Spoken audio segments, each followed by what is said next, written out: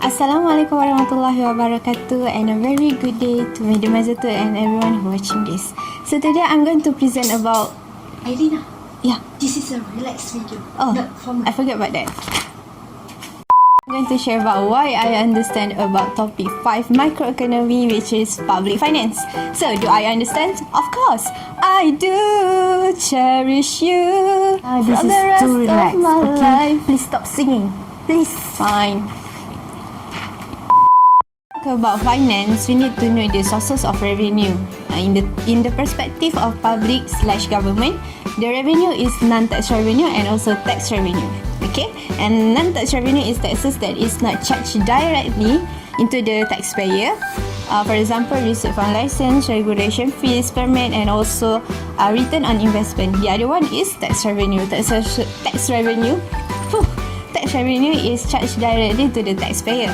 The example of tax revenue is sales and service, import duties, and stamp duty, and then many more. The structure of tax for every country is not the same. For Malaysia, the first structure is progressive tax, which the higher the income, the higher the tax rate. Means that the percentage of tax increases along with the increases in income. The second one is regressive tax. The higher the income, the lower the tax rate. Means that the proportion of tax rate decreases when the income increases. And the last one is proportional tax. The structure of tax means that the tax rate remain constant even when the income increases. We know about the structure of tax. Do we actually know its purpose? First, absolutely and obviously it is collected as government's revenue. Next, it is used to distribute income and reduce income inequality, to control inflation and many more.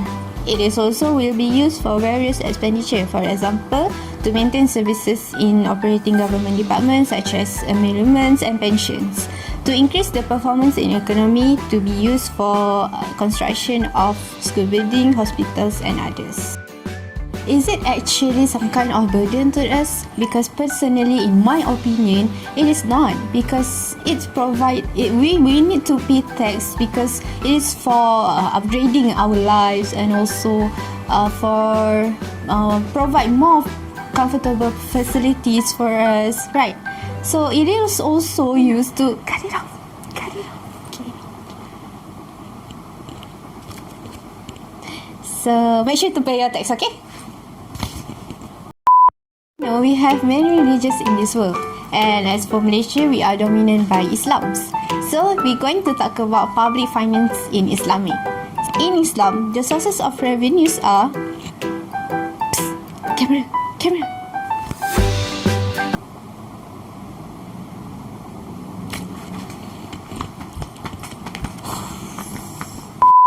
First of all, in Islam, the source of revenue is Haraj, the land tax, which is government's property that is for all opened up by the Muslim through war and not distributed to Muslim fighter.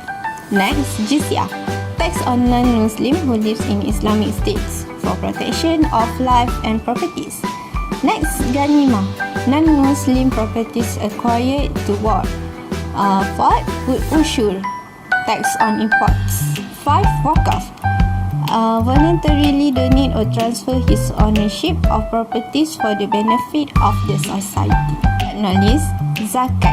Zakat is kind of tax imposed on wealth, agriculture, business, gold and silver. Speaking of which, we're in Ramadan. Did you pay your zakat fitrah? Irina, you're off track again.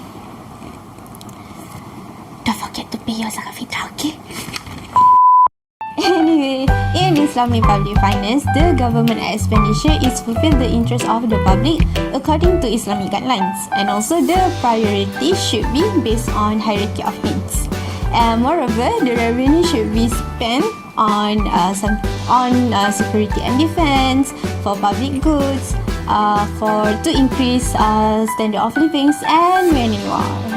This topic, we also learn about fiscal policy. It is a government adjustment in spending levels and also tax rate to monitor and influence a nation's economy. The tools of fiscal policy is stated as G and T.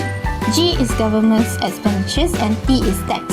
This fiscal policy also have two types. The first one is expansionary, where government increase G, government's expenditures, or reduce T, taxes, to increase economic activity.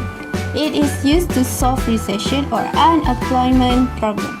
The second one is contractionary fiscal policy. It is a tight policy that reduces government expenditure, G, or increase taxes, T. It is used to control inflation problem by reducing aggregate demand or spending. Right, Miss Producer? Alright, I think that's all from me. I hope you enjoyed this video and I hope I have shared a good knowledge for all of us. Okay, stay safe, stay healthy and stay at home. Bye. Assalamualaikum.